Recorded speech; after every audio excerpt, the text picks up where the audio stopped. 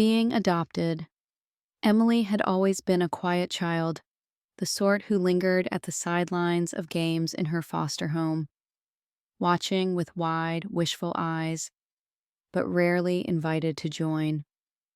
Orphaned at an early age and shuffled from one temporary family to another, she learned too soon that in life, affection was often conditional and sometimes just out of reach.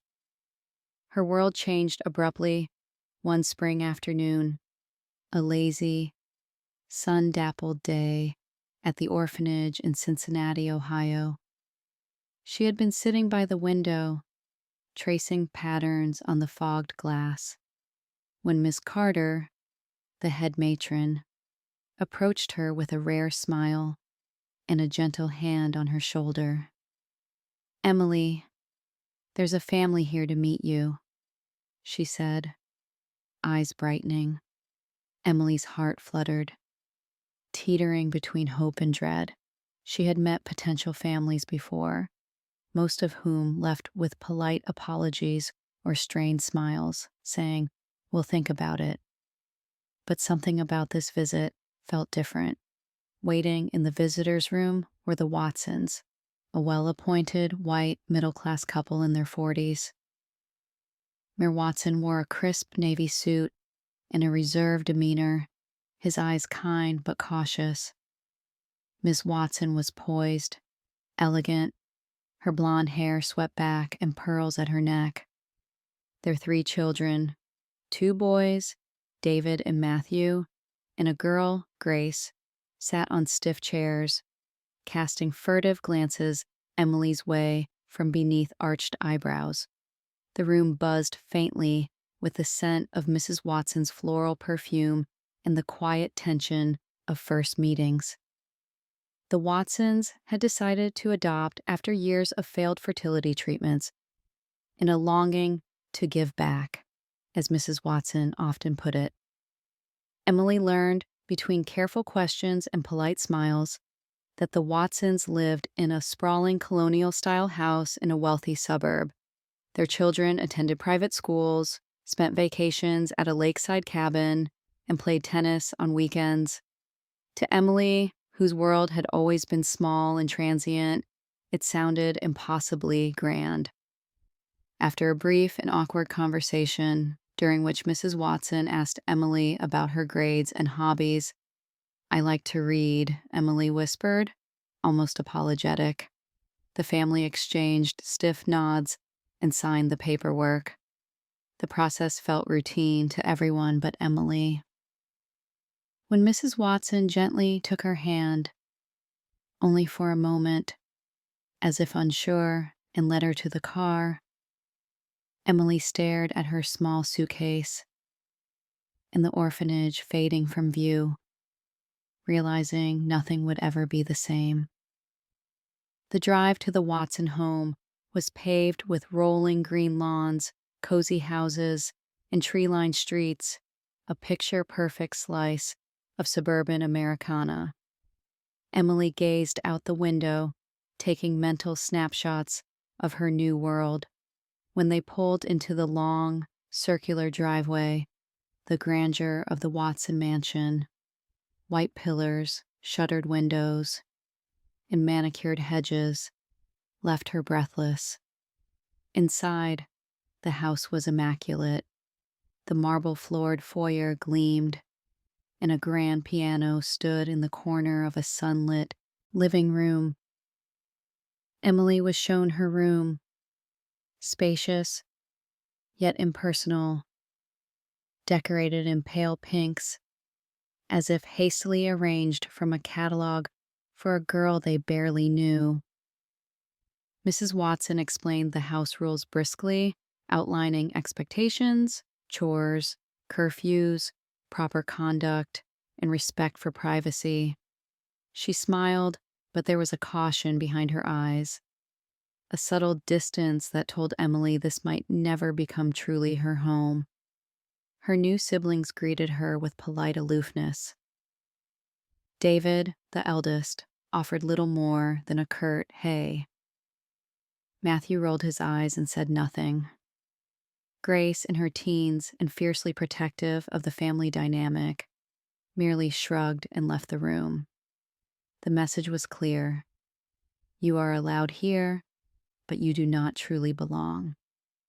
That night, as Emily lay in her new bed, soft, yes, but foreign, she listened to the house humming with the faint sounds of laughter and conversation from rooms down the hall. She clutched her threadbare teddy bear and wondered if, this time, she might finally find a place where she was wanted. The moonlight streamed through tall windows, throwing ghostly patterns across the ceiling, and Emily let herself hope. Even in the strangeness of her new life, possibility lingered, faint but persistent, a hope that perhaps, against all odds, family could be something more than just a word, days of being treated differently. The first days in the Watson household felt like tiptoeing across a frozen pond, fragile, uncertain, and easily shattered. Emily quickly noticed that the warmth she had glimpsed on the day of her adoption vanished into routine, replaced by a subtle, persistent chill. While she had never expected to be showered with affection, she felt the sting of exclusion in ways both small and piercing.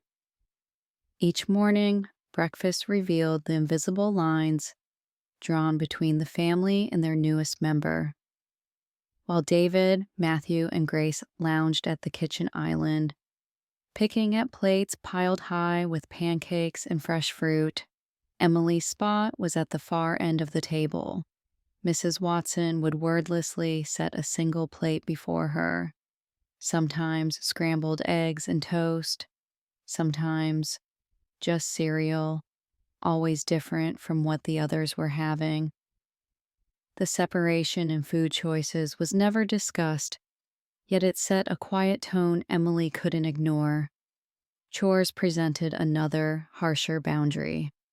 Unlike her siblings, whose responsibilities included the occasional dishwasher load or tidying up their rooms, Emily was tasked with scrubbing floors, ironing laundry, weeding the garden, and cleaning bathrooms. These jobs were assigned without explanation, and any attempt to point out the disparity was met with a sharp, "Everyone does their part in this house, Emily." Gifts and privileges painted the picture more starkly. Come birthdays and holidays, Emily watched as her siblings received gadgets, clothes, and gift cards wrapped with elaborate ribbons. Her own gifts, if there were any, were invariably practical: a pair of socks, a plain notebook. At Christmas, when the others tore into piles of presents, Emily was handed a single package, usually after the others had finished unwrapping. Miss Watson would smile tightly and say, "We thought you might need this," making it clear that her presence was an afterthought. The social dynamics in the home further isolated Emily. Invitations to family outings, visits to museums, soccer games, or vacations to the lake cabin often excluded her. Someone would mention plans in her presence, then quickly change the subject, or she would return from school to find the house empty, a note on the fridge, "Back later." When Emily asked to join, Mrs. Watson's default response was, "Maybe next time, dear," or more dismissively, "We have enough people going." If she did manage to accompany the family, her role was less participant than observer. She was expected to carry bags, wrangle the dog, or simply stay out of the way. Within the home, small slights piled up into an undeniable mountain. Grace, her foster sister, would sometimes forget to save her a seat at the dinner table or in the car. David and Matthew tossed sarcastic remarks her way.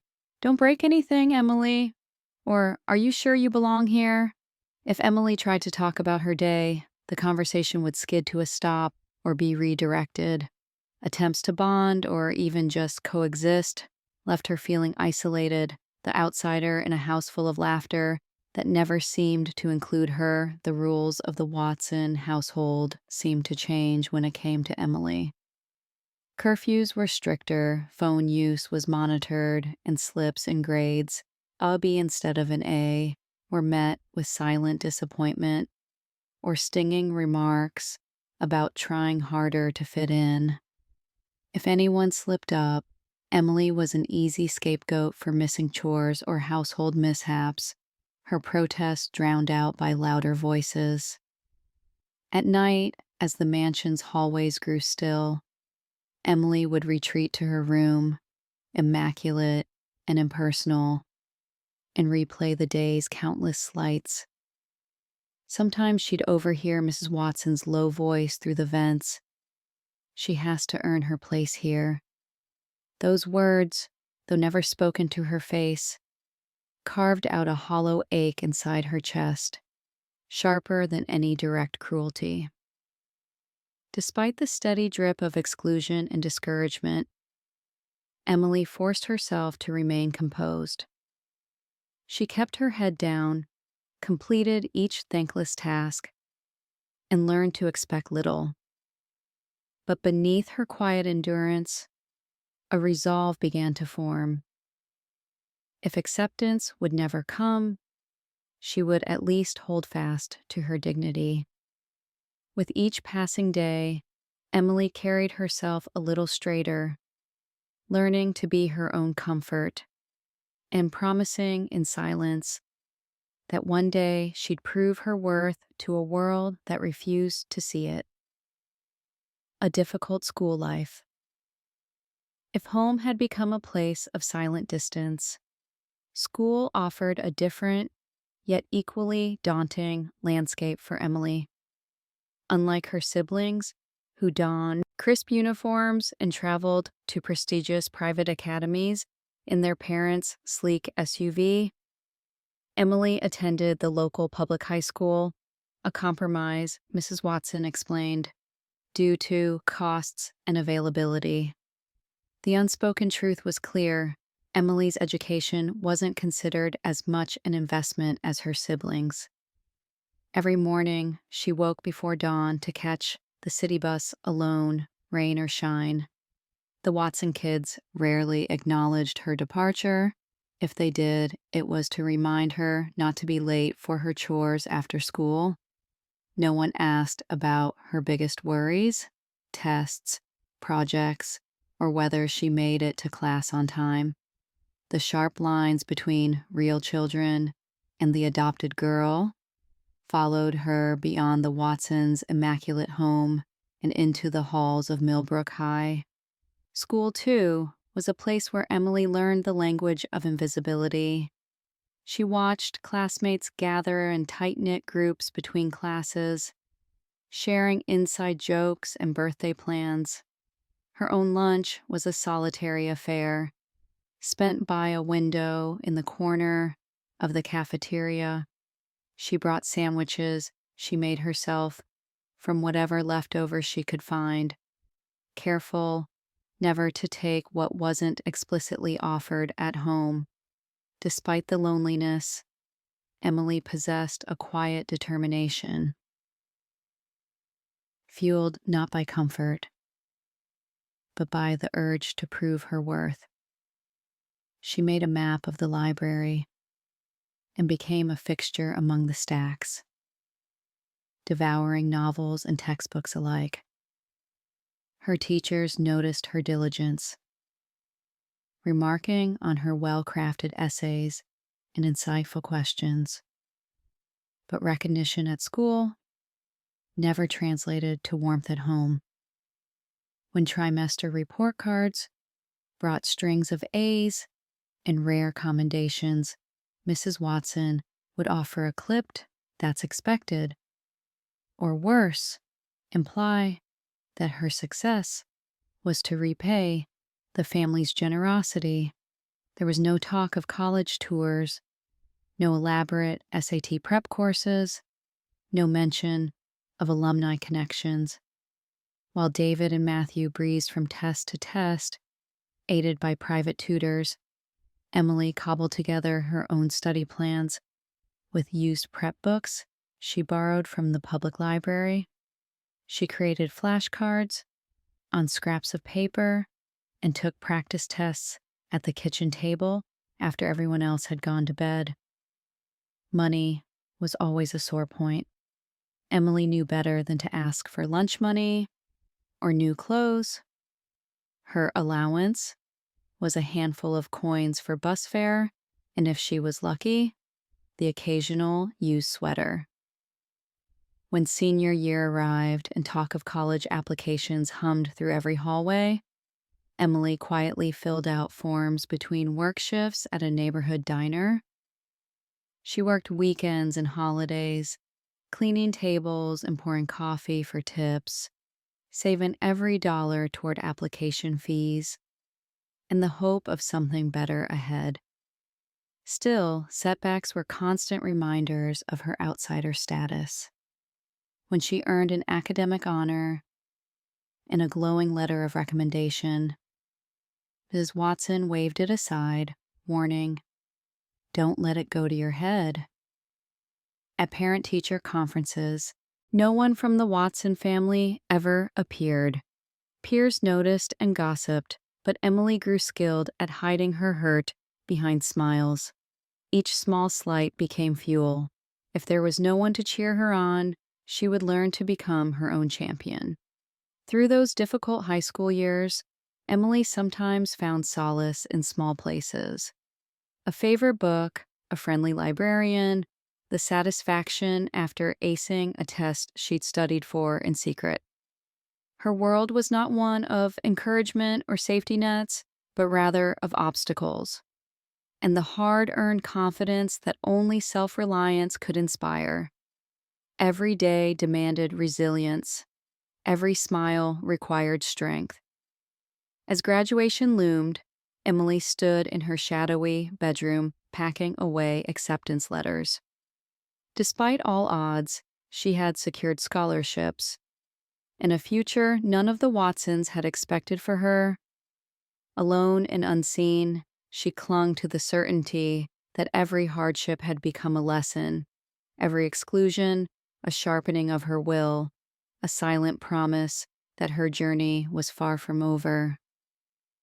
When calamity struck for years, the Watsons moved confidently through life, buffered by privilege and predictable routines. Their white-columned house, once filled with the steady hum of chores, study, and carefully orchestrated family activities, stood as a monument to their security. But calamity, when it arrived, swept through the household quietly at first, so subtly that Emily was the last to notice its beginnings. The initial signs were muffled and behind closed doors, where Watson's voice, raised in late-night phone calls, echoed down the hallways. Ms. Watson lingered longer over the family finances, her frown deepening as she pored over piles of bills at the marble kitchen island. There was talk, never in front of the children, about market volatility, poor returns, and a deal that hadn't played out as planned. Emily, ever the observer at the edges, caught snatches of these adult conversations in passing. The company wasn't hitting its targets. An investment had gone south, and old friends from country club days no longer returned calls. At breakfast, the family's famous cheer seemed to dry up, where Watson's jokes became scarce, and Grace grew snappier, anxious for reasons she didn't admit. The children's bickering took on a sharper edge, every small inconvenience ballooning into argument. Still, routines held at first. Little by little, things slipped. A favorite household helper didn't come back after the holidays. Weekly trips to the tennis club dwindled. New clothes, once purchased with casual ease, were replaced by reminders that last year's fashions are just fine. Mrs. Watson's fridge now sported a spreadsheet taped to the door, a grim tally of costs and meal plans. David and Matthew lost their usual allowances, replaced with stern lectures on responsibility. Even the yard, for so long flawlessly manicured, began to sprout hints of neglect. If the original family felt the pinch, Emily felt the fist. The shift in mood was almost physical, an unspoken tension, a prickling danger, as if the air itself had thickened into something harder to breathe.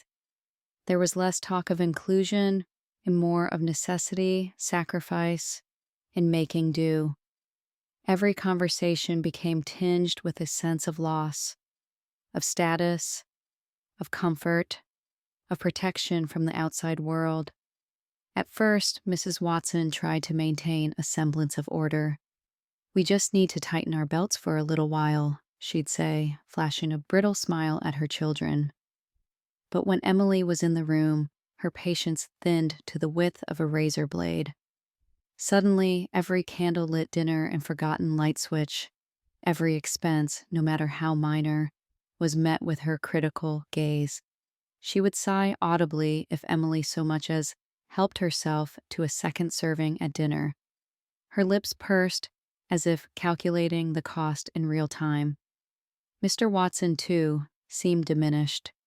His shoulders hunched further each day, and he spent long hours in his study, the door closed, reviewing paperwork with a desperation that made him almost unrecognizable. Soon he stopped looking Emily in the eye altogether. The siblings, who had once tolerated Emily's presence with indifference, quickly grew hostile. With family tempers fraying, she became the outlet for blame. When Matthew's soccer registration was declined, or David's college application fee was delayed, the boys met Emily's eyes with barely veiled resentment. "Things were fine before you came here," Matthew spat one evening, his words hanging in the silence like a slap.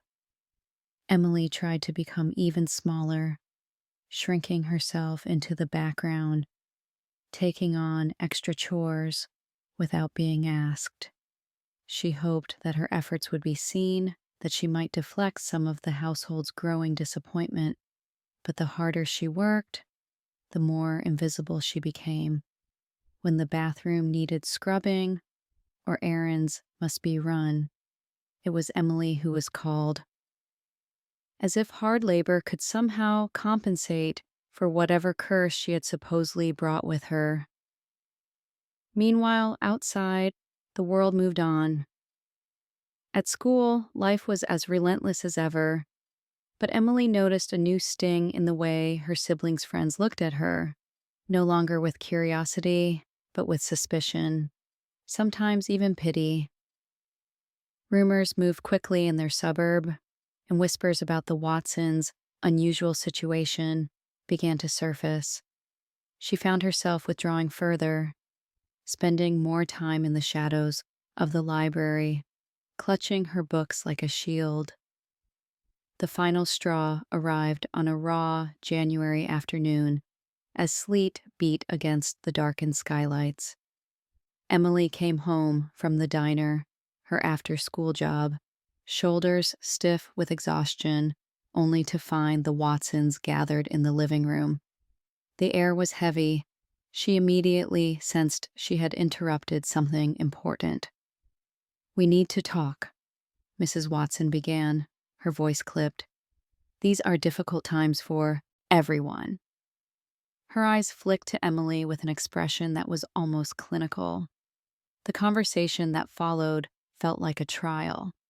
The grocery bills were too high, college tuition loomed, the mortgage was suddenly oppressive. There was talk of priorities, of pulling together, but beneath the rhetoric, it was clear. The family was looking for a scapegoat. "If we're going to get through this," Mr. Watson said, gaze fixed on a spot above Emily's head, "everyone needs to make sacrifices." A long, tense silence filled the room. No one said what they all seemed to be thinking, but Emily felt it in the way their eyes avoided hers. From that night on, the distance between Emily and the Watsons became physical as well as emotional.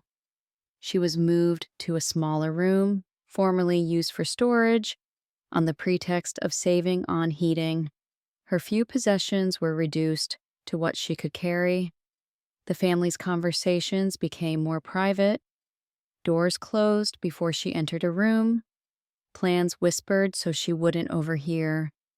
When relatives called or guests came by, Emily was instructed to stay upstairs or make herself useful outside. Perhaps the most painful blow came in the form of a simple comment from Miss Watson, overheard one evening as Emily passed by the kitchen. "If it weren't for that girl, maybe things would be easier." The words burrowed into Emily's memory deeper than any outright insult. Alone in her chilly new room, Emily curled up on her narrow cot, feeling the sharp ache of disappointment and confusion. She knew intellectually that the family's misfortunes were not her fault. But the emotional logic of being unwanted, of always being the first to blame and the last to be considered, was a burden that logic alone could not lift. As winter deepened, the Watson house seemed to shrink. Laughter disappeared, replaced by muffled arguments and the occasional clatter of a slammed door. Emily moved through the days on autopilot, school, work, chores, her only solace, the quiet certainty that life must hold more than this. She clung to the hope, bloodied but unbroken, that someday she might command her own future on her own terms. For now, though, calamity had closed its icy grip around the Watsons, and for better or worse, pulled Emily further from the margins of family and belonging, and one step closer to an unwanted freedom, being cast out. The cold seeped through the Watson house that February, finding its way under doors and through cracks in the once grand window panes. For Emily, the chill was more than weather. It was palpable in every interaction, every look, every conversation cut short as she entered the room. The Watsons' financial troubles had thrown the family off balance, their former ease replaced by silent disagreements and thinly masked resentment. For weeks, something had been brewing beneath the surface, a restlessness Emily felt in her bones, though she could not yet name it. Small things gave the first clues. Where Watson stopped saying good morning, brushing past her at the breakfast table, as if neither of them existed. Ms. Watson's comments grew sharper. "Don't leave the lights on, Emily. It costs money," she would say, her eyes darting to the electricity bill on the counter.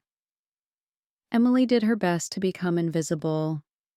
Cautious footsteps, lights switched off, headphones in. She anticipated questions before they were asked, tried to be helpful without being intrusive, but nothing she did seemed to matter. In late winter, a sense of impending decision took hold. Family meetings, once held around the dining table, now happened behind closed doors. From her small new room at the top of the stairs, Emily sometimes heard muffled voices at night, the rise and fall of urgent whispers, the sharp edge of argument. Whenever she appeared, the talking stopped.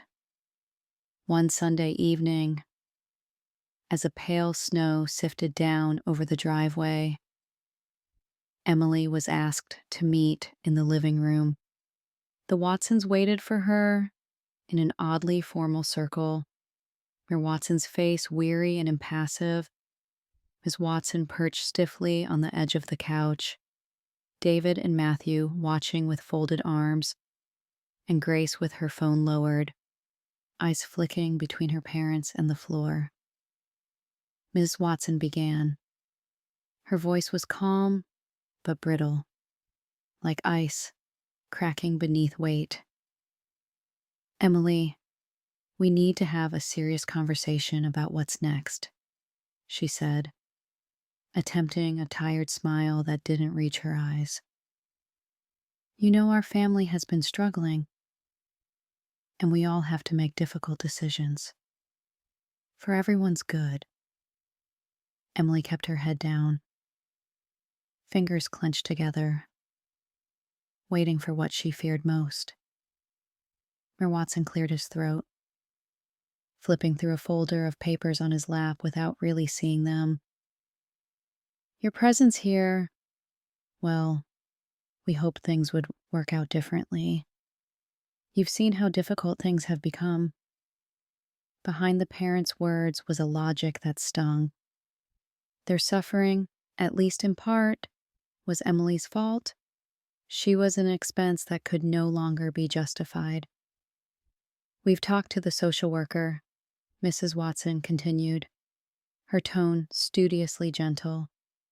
"There are programs for young adults in your situation, resources, job placement, even transitional housing." She laid a pamphlet on the coffee table as if it could bridge the gap between family and exile. "It's not that we don't care, it's just we have to prioritize." David and Matthew did not meet her eyes. Grace picked at her thumbnail, silent. Emily listened as the terms of her removal were outlined. In 2 weeks, she was expected to find alternate living arrangements. Mrs. Watson had already filled out forms, sent emails, made calls. "It's for your own good, really. It's time to be independent," she said, as if independence were freedom, and not another word for abandonment. The next days passed with surreal speed. Mrs. Watson moved efficiently. Clothes were packed into a pair of suitcases, important documents set aside in a manila envelope. "Let us know if you need help with interviews," she offered, voice clipped, as though addressing a stranger's child. The family group chat was silent on her phone. No messages, no good luck wishes, no requests. Or Watson withdrew further. He offered perfunctory advice once or twice. Save your money. Always watch your back. But the warmth had long gone from his words. The siblings remained distant. David, once so gregarious at family events, became as silent as a ghost, moving from his room to the kitchen and back without a glance in her direction. Matthew avoided her outright, slamming his bedroom door whenever she was in the hall. Grace would sometimes watch her from the corner of her eye, lips pressed tight, but when Emily tried to speak, she simply shrugged and said nothing. The sense of isolation was total. At dinner, Emily's place was moved to the very end of the table. Conversation flowed around her, never including her. She was an afterthought, a minor character in a story she had hoped futilely to call her own. In the last week, Mrs. Watson called a meeting with the social worker in their sunroom. Emily sitting rigid beside the stranger, with the clipboard and kind, impersonal face. Procedure was discussed, legalities read, signatures exchanged. The social worker spoke kindly, but with the certainty of someone accustomed to heartbreak. "You have come so far, Emily. This is just a new beginning, you'll see." But Emily was under no illusions. The world outside was indifferent. She would have to start again, with little money, no family, no unconditional support. The prospect was terrifying, But beneath that fear, something else stirred. There was a bitter clarity in knowing where she stood, out, not in. On her final morning in the Watson home, Emily walked through each room in silence. She paused in the foyer, remembering her first day, the marble floors, the grandeur, the overwhelming hope that had shimmered through her chest as a child. Now the illusion had faded. She was no longer the lost little girl waiting to be chosen. She had been chosen, and then, just as easily rejected. Suitcase in hand, she waited by the door. Miss Watson offered a quick clinical hug. "You know where to reach us if you need anything official." Mayor Watson kept his eyes fixed on the TV. The siblings stayed in their rooms. Emily stepped out into the late winter sunlight, air crisp and full of unfamiliar freedom. She took a single breath, unsure whether it was relief or release. The Watson house towered behind her, silent, shuttered, its doors closing for good. As she walked toward the bus stop, Emily held her head high. She did not look back. In her pocket, she carried not just the manila envelope in a scattering of half-hearted memories, but a conviction that refusal could also be a form of strength. Where others saw fragility, she would find resilience. Cast out, she would build her own place in the world, one that no one could take from her again, striving to rise. The world beyond the Watsons' gates struck Emily with its cold indifference. Days after her departure, every routine, the gentle clatter of morning dishes, the hum of family voices drifting down the hallway, dissolved into silence. Her first nights in transitional housing were marked by creaking pipes, thin walls, and the hush of strangers cautiously navigating their own stories of displacement. The bed was lumpy, her suitcase now an impromptu dresser, and for the first time in years, Emily had neither curfews nor chores dictated by someone else's schedule. Freedom, she realized, could be as lonely as captivity. At first, the enormity of starting over threatened to crush her. Emily's life became a string of practical worries. How long would her savings last? Would anyone respond to her job applications? Could she balance work and her dream of finishing college? She replayed the social worker's words, "This is just a new beginning," while lining up at a job center for the third time in a week. Securing a job was far from easy. She submitted resumes online and in person, her heart pounding with each awkward interview. At a downtown cafe, the manager took a chance on her after seeing her clean, handwritten application. The work was tiring and repetitive, bussing tables, restocking pastries, wiping sticky counters, and listening to the din of conversation without being part of it. But for Emily, the first paycheck was a revelation. She cashed it with trembling hands at a corner bank, then carefully budgeted each dollar for rent, groceries, and bus fare. At a community education center, she discovered night classes for young adults. Determined not to lose her academic stride, she enrolled. The hours between work shifts and coursework blurred together, reading textbooks while waiting for the late bus, scribbling essays in the break room, quizzing herself on vocabulary. During dishwashing duty, her exhaustion was constant, but so was her drive. Gradually, a different sort of life began to take shape. In the shared kitchens and halls of the transitional home, she met people whose journeys mirrored her own. There was Alyssa, a spirited young woman forced out by an overcrowded foster home, and Rajiv, who'd arrived in America with nothing but a scholarship and a battered duffel bag. They swapped survival stories over instant noodles, laughing at shared misfortunes, and offering tips on everything from tenant rights to late night bus routes.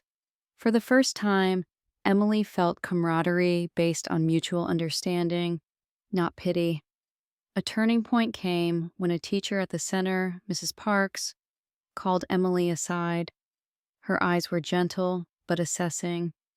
"You have a remarkable mind," she said, returning an essay marked with glowing comments. "Have you ever considered applying for scholarship programs, internships, maybe even transferring to a 4-year college? I can nominate you." Shocked by the unexpected faith, Emily nodded, pride mixed with anxiety, but also with hope. With Mrs. Parks's guidance, Emily learned to navigate the labyrinth of college applications, grants, and recommendation letters. She spent evenings in the public library, poring over forms and attending free workshops about career planning. Mrs. Parks, her first true mentor, helped Emily believe she might deserve more than mere survival. "You can break the cycle," she would say, her voice unwavering. "You don't have to live by anyone's lowered expectations." Emily's world broadened even further when she took a part-time position at a local nonprofit. The modest paycheck mattered less than the sense of purpose she found in tutoring younger teens, many with backgrounds painfully similar to her own. Watching them struggle and stumble, she saw echoes of her own self-doubt, and in helping them, she also helped heal parts of herself. Friendships deepened. Alyssa and Emily soon became inseparable, united by midnight study sessions and walks through city parks when neither could sleep. They drew up plans, intentional, hopeful, for next year's apartment, for travel, for graduate school, for the kind of adult lives they'd only glimpsed from the margins. Sometimes, when the memories of being cast out threatened to swallow her, Emily would let Alyssa's laughter ground her in the present, reminding her that it was possible to build warmth and connection from scratch.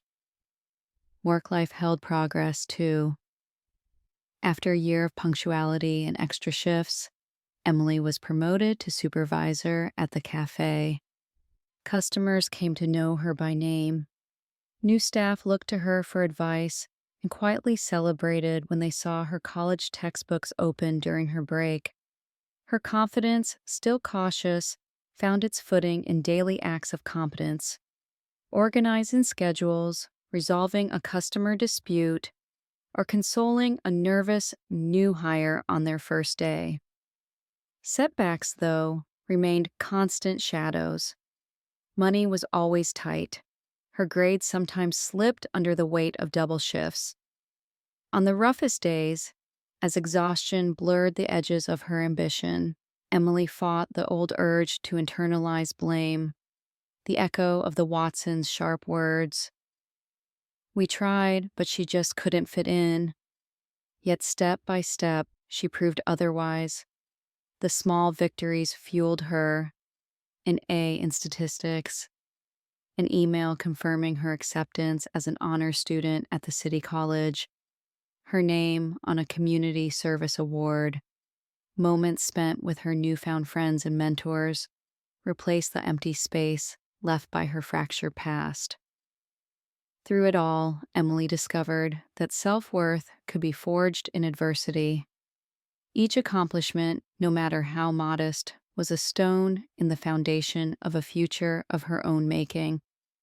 By the time Emily finished her associate's degree, she stood taller, steadier, and more certain of her place in the world than she had ever imagined possible.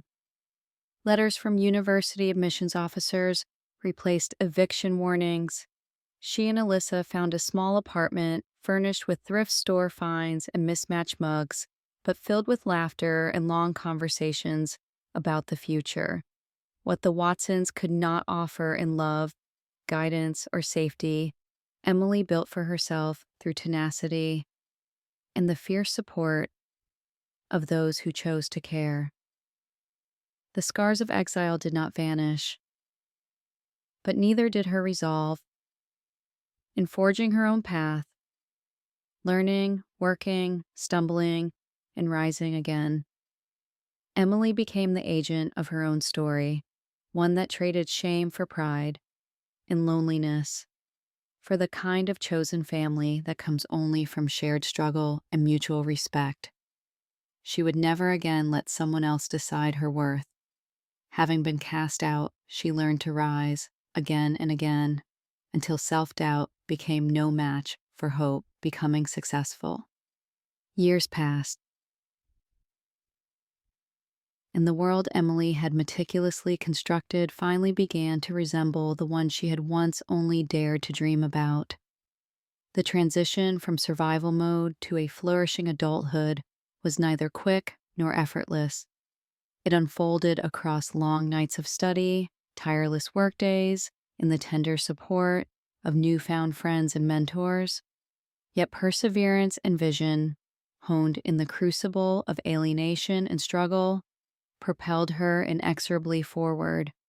After completing her associate's degree with honors, Emily transferred to a 4-year university on a full scholarship, majoring in business administration with a minor in community development, juggling coursework, part-time jobs, and volunteering. She seldom had a free moment, but her life was shaped by a compelling sense of purpose. She stood out among her classmates, not because of flashy confidence, but for her ability to listen, organize, and inspire. Professors took notice, often asking her to lead group projects or serve as a teaching assistant. Her name, once whispered in the margins, began to appear on student government rosters and honor society invitations. It was during these years that Emily started to believe, truly believe, in her own capacity, not simply to endure, but to shape the world around her. She joined a student business incubator program where she pitched an idea for a social enterprise aimed at providing job training and mentorship for vulnerable youth aging out of the foster system. The concept, rooted in her own experiences, immediately resonated with faculty and funders alike. Securing a small grant, Emily poured her heart into every detail, from marketing strategy to day-to-day operations, often working late into the night in shared workspace, fueled by vending machine coffee and passionate conviction. The project was tough to get off the ground. Setbacks, supply issues, and bureaucratic delays tested her resolve. But Emily's quiet determination, tempered by years of overcoming adversity, refused to let her quit. By graduation, her program had placed dozens of young adults in meaningful internships, providing not just employment, but mentorship, counseling, and hope. The local press ran a story about the nonprofit, featuring a photo of Emily surrounded by a diverse team of smiling interns. Community leaders reached out to collaborate, and awards began to follow. First, a City Innovation Prize, then a National Fellowship for young social entrepreneurs. For the first time, Emily's name and story circulated, not as an object of pity, but of admiration. But even as her professional star rose, Emily never forgot who she was or where she had come from. She continued living modestly, sharing a cozy apartment, budgeting carefully, shopping at secondhand stores, and never growing complacent in her success. Rather than distance herself from the pain of her past, she began to speak about it openly at youth conferences and adoption awareness events. Audiences, some hearing their own story and hers, would approach her afterward, with tears in their eyes and hope flickering on their faces.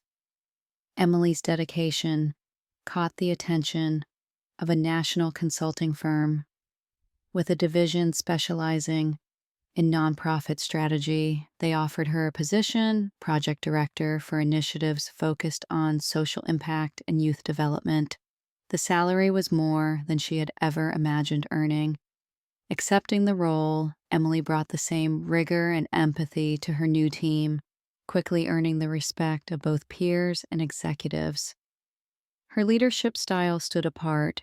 She prioritized mentorship, encouraged her team to share credit for every success, and insisted that the stories of underprivileged youth informed every decision.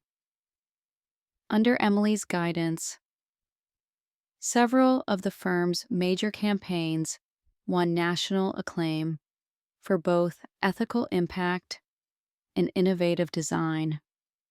She was featured in a popular business magazine's 30 Under 30 column. Invited to conferences as a keynote speaker, she spoke honestly of rejection and second chances, not as buzzwords, but as the pillars of her own life. Recognition and accolades never distracted her from her mission. With the resources and networks she'd acquired, Emily established a foundation in her own name, aimed at supporting first-generation college students, foster care alumni, and others at risk of being left behind.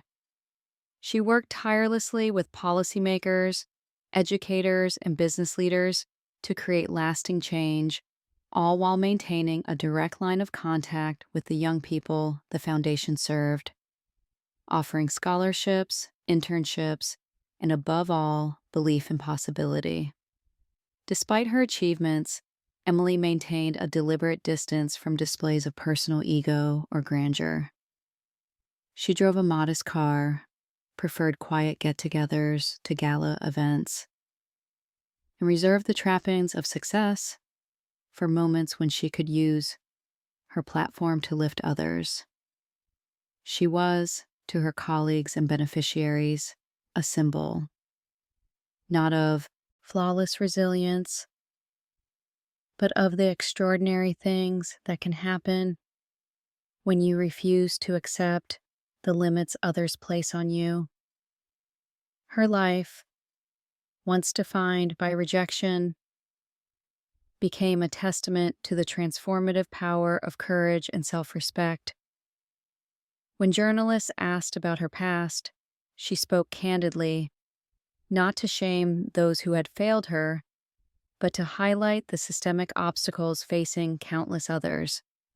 She wrote essays and op-eds for national outlets, testifying before legislative committees about the needs of foster youth. Her voice carried, bearing the weight and wisdom of someone who had lived every word. One spring, she returned as an honorary speaker to her first community center, the place where she'd taken her first night classes after the Watsons cast her out. Standing at the podium, she looked out over an audience of young people, anxious parents, and social workers. Her message resonated. You can start again. Being cast out doesn't mean you're finished. Sometimes it means you're becoming someone new. That year, her foundation hit its goal of providing 100 scholarships. That summer, a national magazine named her among its most influential women under 40. Emily's photo appeared in business journals, community billboards, and digital newsletters nationwide. But the recognition, while welcome, was never the point. As her world expanded, Emily ensured her heart remained open to those who needed her most.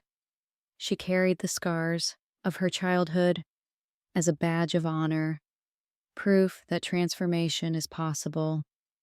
With every boardroom presentation, every community event, every life she touched, she made it clear, your worth isn't decided by whether others accept you. It's decided by what you build with what you're given. Emily had not just become successful, she had become the author of her own story, an inspiration for thousands more, the original family faces. Hardship, not all stories of downfall are sudden. Sometimes they gather for years, a mesh of poor choices and bad luck, closing in until even the most privileged are brought low. For the Watsons, decline had first shown itself in small, ignorable ways: an ill advised investment, a downturn in the markets, a hospital bill deemed manageable. But as the years unfurled, those troubles compounded into something the once affluent family could no longer deny. The old white pillared house, still stately from the curb, had grown weary. The paint needed refreshing, the hedges sat untrimmed, and the elegant, light drenched foyer, once cleaned by a rotating staff, now echoed with the sounds of Mrs. Watson's weary steps. Mr. Watson's career as a high flying consultant had quietly ended when his firm, battered by a string of lawsuits, folded in an economic slump. He took odd jobs, writing reports, occasionally tutoring at the local college, each one a blow to his pride. By now, David and Matthew had long since left home.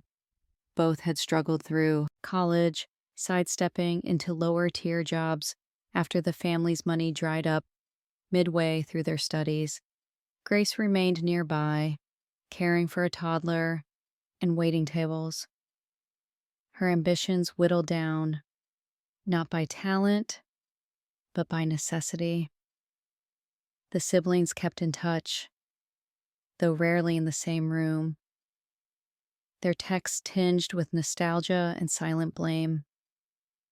They visited the Watson house less and less, finding its echo of faded grandeur uncomfortable, a painful reminder of what once was. If the family's unity had ever depended on wealth, its absence revealed how brittle their bonds truly were. Mrs. Watson's health began to falter, first high blood pressure, later a frightening diagnosis of arrhythmia. Medical bills, even paired to a scare minimum, arrived with astonishing regularity. Prescriptions piled up in the kitchen alongside unopened letters from credit agencies.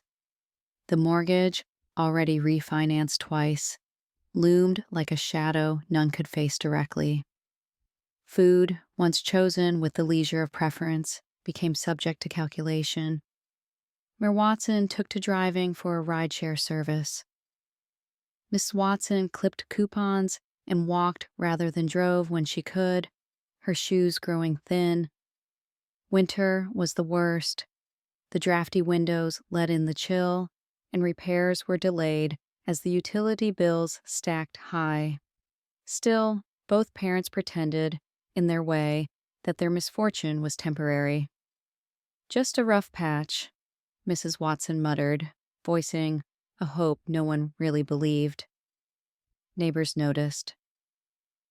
The block that once admired the Watsons' holiday lights and summer parties grew reserved. Invitations to dinners or charity galas ceased. Sometimes Mrs. Watson caught whispers at the grocery store or saw acquaintances cross to the far aisle as if her trouble might be contagious. In an attempt to regain some normalcy, Mr. Watson reached out to former colleagues. Few returned his calls. On LinkedIn, he watched old friends celebrate promotions, post pictures from distant vacations, or tout the accomplishments of their children. He never published updates of his own. Instead, he scrolled through their lives in silence, occasionally thinking of the family's trajectory and what, if anything, could have prevented their fall. It was Grace who voiced the possibility first, during a phone call that began with complaints about her landlord and ended in quiet desperation.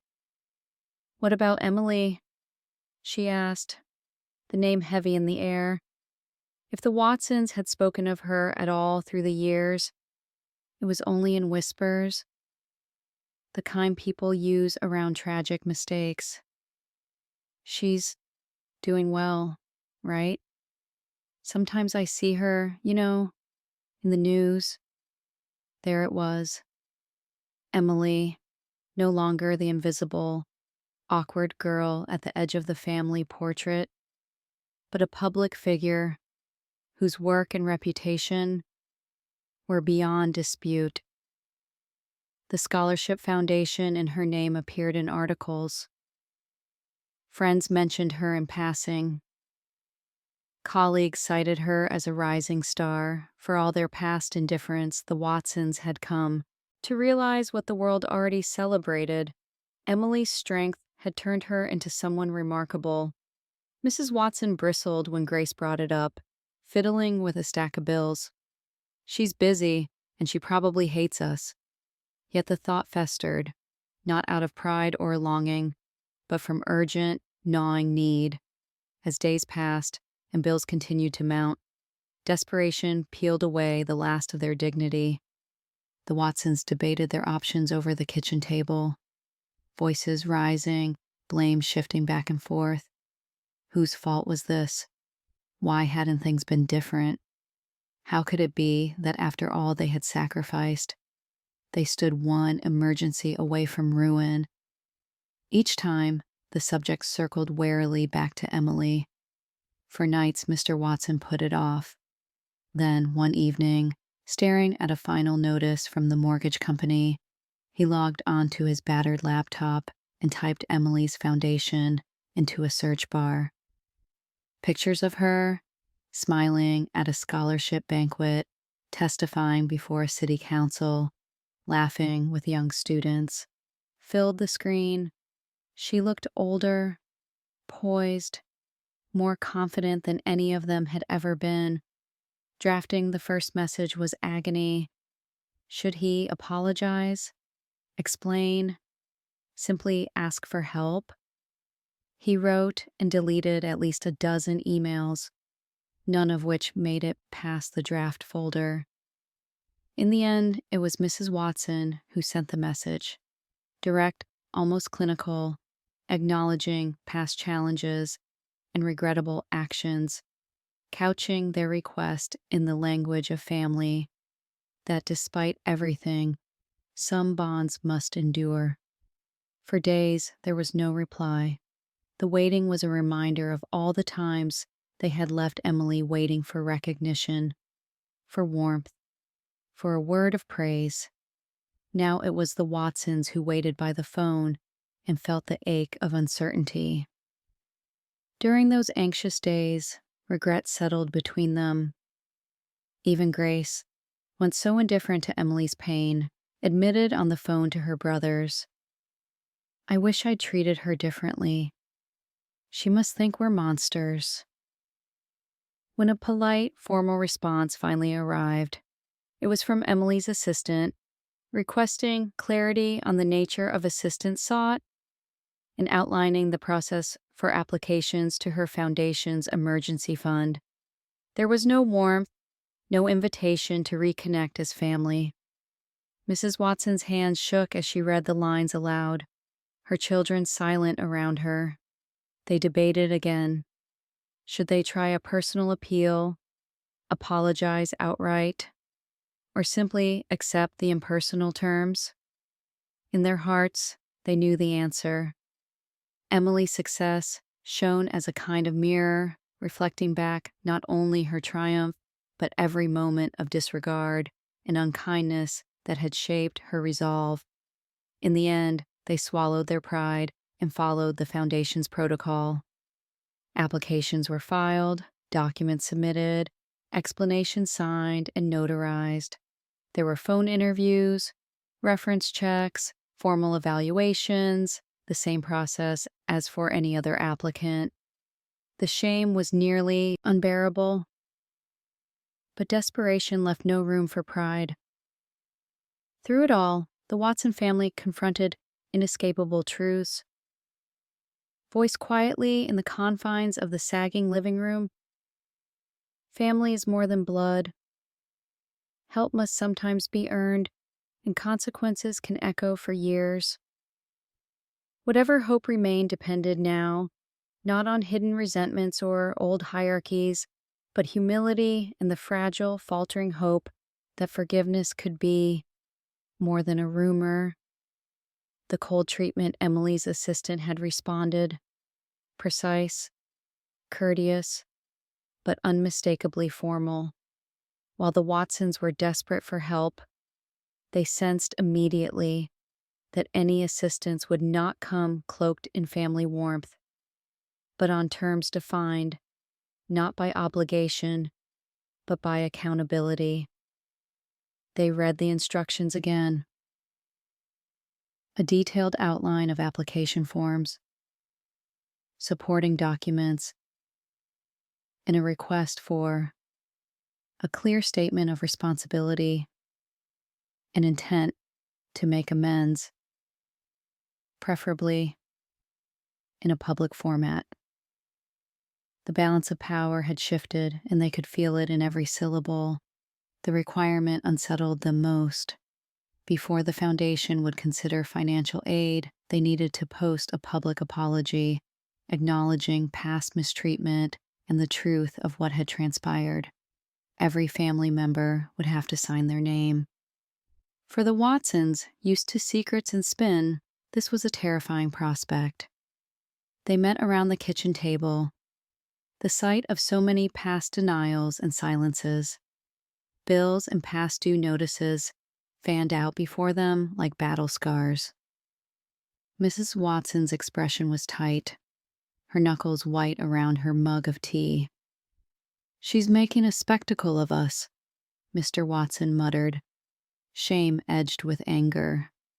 Grace, blinking back tears, shook her head. "Maybe we owe her this. Maybe it's the only way." David and Matthew sat in grim silence, each nursing wounds only now being named. The negotiations over the apology dragged late into the night. What should they say? How honest could they be? Should Emily's name be included? Mrs. Watson, looking older than Emily remembered, insisted on softening the language. "We should say misunderstandings, not neglect." But Grace disagreed. "If we're going to do this, it has to be real. She's asking for the truth." The ghosts of old arguments, unspoken resentments, years of silence, hovered in the corners. By morning, exhaustion finally wore down whatever pride remained. They drafted their admission. On a chilly Tuesday, Grace clicked post on the family's social media accounts, her hand shaking. The message was simple but unequivocal. "We failed, we hurt someone who deserved better, and we regret it." It included specifics: the isolation, the lack of support, things they had never admitted even to themselves. Comments trickled in: shock, sympathy, some judgment. For a family that once measured their worth by public image, it felt like undressing in front of the world. Within hours, Emily's foundation responded. The Watsons received confirmation. Their application for emergency aid was under review. The reply, though polite, was devoid of warmth. There were no personal emails, no phone calls. The process moved with clinical efficiency. Funds were dispersed for the mortgage, certain medical bills, and basic necessities, all routed through third parties, with receipts and reporting required at every turn. Emily's boundaries were clear: financial help, yes, but not reconciliation. For the family, relief was tangled with humiliation. Dinners were eaten in silence. Mer Watson, once so confident, seemed defeated. Mrs. Watson withdrew, spending hours alone with stacks of paperwork and old family albums. as if trying to puzzle together how they had gotten there. The children, grown but chastened, tiptoed around each other, their conversations wary and clipped. Grace was the only one to attempt a direct message, one line sent to Emily's public work address. "Thank you, I'm sorry. I hope you're well." The reply never came, at least not to her inbox. Behind closed doors, Emily received the message, read it quietly, and placed it in a folder marked Family Correspondence. She had nothing to say, not out of cruelty, but because she understood her healing was not dependent on their remorse. Others noticed the Watsons' public apology and their change in fortunes. Questions rippled through the community. Weren't they so close once? Wasn't Emily their daughter for a while? For the first time, gossip had less sting for Emily than for the Watsons. She had built her reputation on transparency, surviving and thriving in the open. The family, so practiced at hiding pain, found themselves forced into honesty. There was bitterness, too, a cold reversal of all the years Emily had yearned for love, only to be met by distance and pretense. Now it was the Watsons who waited for crumbs of attention, the Watsons who wondered if they might ever earn forgiveness. For Emily, giving aid had not meant forgetting the past. She watched from afar as the family braved public embarrassment, understanding what a shallow victory it would be to simply restore things to how they were. That world was gone. She'd built another. Yet despite the transactional tone, Emily could not help but reflect on just how deeply wounds could shape a life. Her conditions, some would say, were a form of vindication, justice served not by cruelty but by standards. In giving help but demanding honesty and reform, she believed she was breaking the cycle that had defined her early years. Sometimes, late at night, in her own tidy apartment, Emily would read through the apology post, the cryptic notes and awkward gratitude of her former family. She felt a strange mix of victory and grief, yet she refused to dwell on what might have been. There was more living to do, more young people to mentor, more bridges to build for others who still stood outside looking in. The Foundation's final report on the Watsons case landed on her desk one frosty morning. She skimmed the numbers, signed the forms, and authorized the last transfer. No personal note accompanied the documents, only a line thanking the Watsons for their compliance and wishing them stability. With a few clicks, the file joined others, a record of brokenness, accountability, and the hope for better days. Emily's circle of friends, colleagues, and mentees, many of whom knew nothing of her past, saw only her professionalism and quiet determination. When asked about family, she would say, "I'm grateful for the ones I've chosen." There was no malice, just the careful line she had drawn to protect herself. The Watsons, for their part, learned to live with the aftertaste of exposure. Their pride, so fervently guarded for so long, had been spent, but there was something almost liberating in having told the truth. No one pretended anymore, and in that honesty, cold as it was, there was the potential for something like peace. Emily's cold treatment, some would judge, was unforgiving. Yet for her, it was not punishment. It was protection and integrity, the drawing of lifelong boundaries. She had saved herself by refusing to repair a relationship that had once nearly destroyed her. And in the distance between them, a chasm grown wider and more honest than before. Each found what they truly needed. Emily at last. Her safety and autonomy. The Watsons. Their long overdue reckoning with what it means to love, even after it's too late. Forgiveness and lessons learned.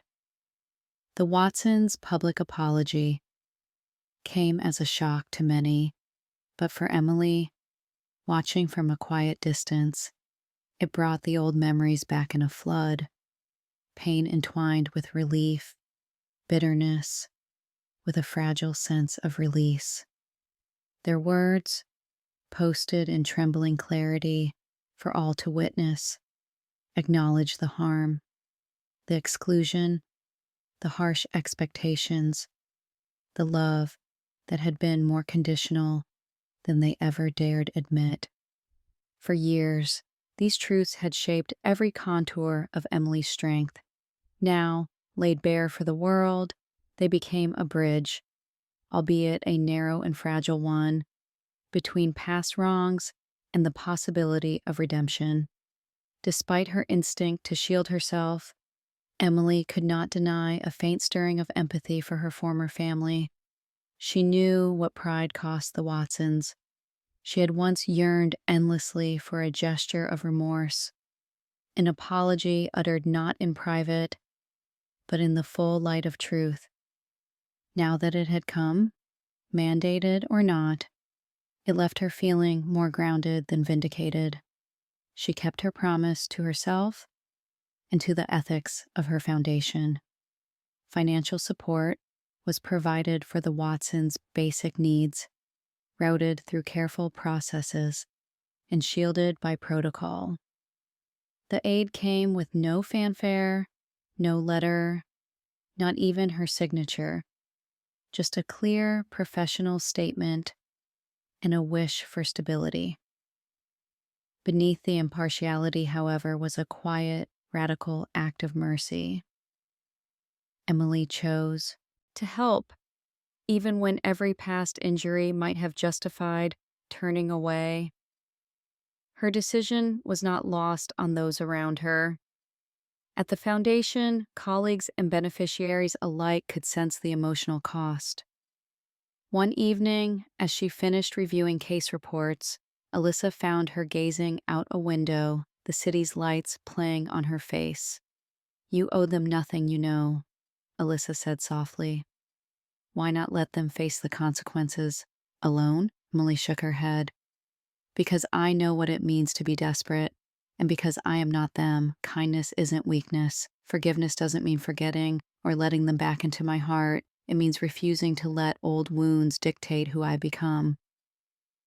Meanwhile, the Watsons struggled with their own aftermath. The public apology had spread quickly. Neighbors, friends, and distant relatives all took notice. The family felt exposed, judged, but more than anything, changed. Mrs. Watson, once adept at controlling every narrative, could not undo the words on the screen. In the quiet that followed, she found herself sifting through her life's regrets, lingering on small memories of Emily that she had long buried.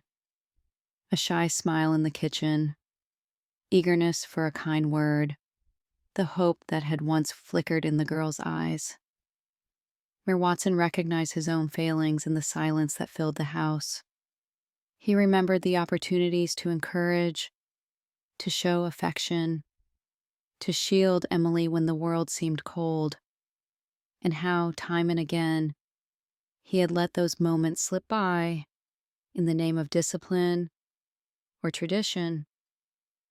David, Matthew, and Grace wrestled with their roles as well, writing hesitant messages of apology, some sent and some forever consigned to draft folders. In therapy sessions, something Mrs. Watson now sought out for the first time in her life, the family began to speak of shame, grief, and the heavy cost of unspoken pain. The process was jagged, slow, and full of resistance, but essential. Their world, once built on appearances and silent expectations, was remade, if not into closeness, then at least into honesty.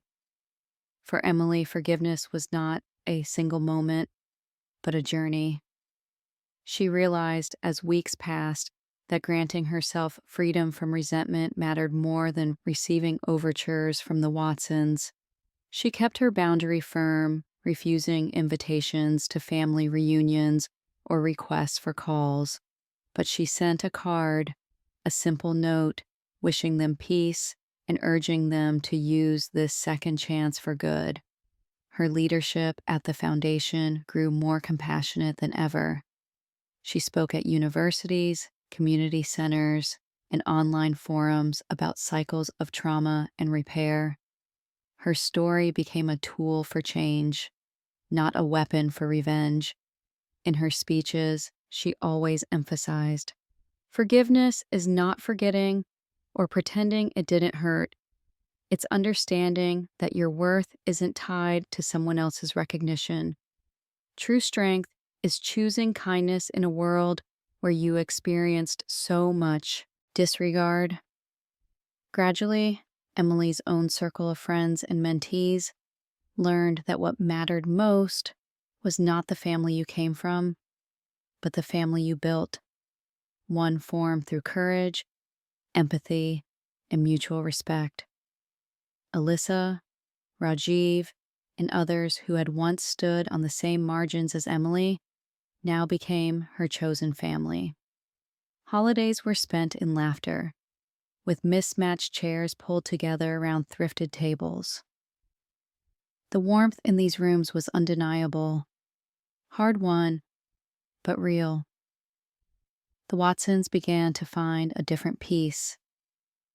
They learned to live with their regrets, but also to act on them.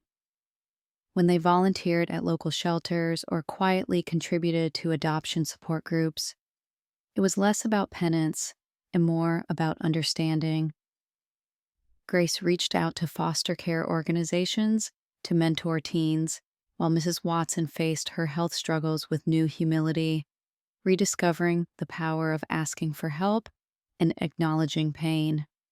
Though the Watsons and Emily never became family in the traditional sense again, their lives were forever shaped by this reckoning. Each carried the scars, a permanent reminder of how love, if left unspoken or tangled in selfishness, could wound as surely as it could heal. But for Emily, the lesson was profound. What others withhold can never ultimately define you. Years later, as Emily stood before a crowd of young people at a national youth summit, she spoke with conviction. There are wounds only you will know the true depth of. There are apologies you may never receive, but you can still grow, still give, still belong somewhere better. Let your history teach you. Never let it shrink your heart. As applause filled the auditorium, Emily smiled, genuine and unburdened. Her story, once heavy with pain and longing, was now one of renewal. She had turned what was meant to break her into a lesson for others. That accountability is essential, boundaries are healthy, and forgiveness, when possible, is the greatest form of freedom.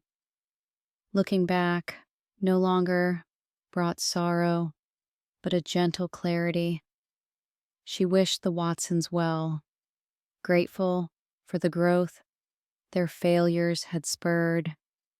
Through everything, Emily chose not vengeance, but dignity, not bitterness, but hope. And in doing so, she became the most whole and remarkable version of herself, proof that sometimes the hardest lessons yield the brightest lives.